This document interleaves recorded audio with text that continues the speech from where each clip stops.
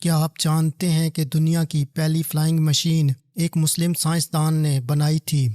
دنیا کا پہلا ہوا باز عباس ابن فرناس ایک ذہین انجینئر اور موجد جس نے اپنے وقت سے صدیوں پہلے اپنی عظیم تخلیقات کے ساتھ تاریخ پر انمٹ نقوش چھوڑے۔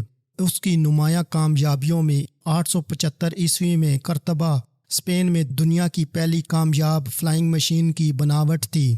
بے مثال ذہانت کا مظاہرہ کرتے ہوئے اس نے فریم کے ساتھ اڑان کی۔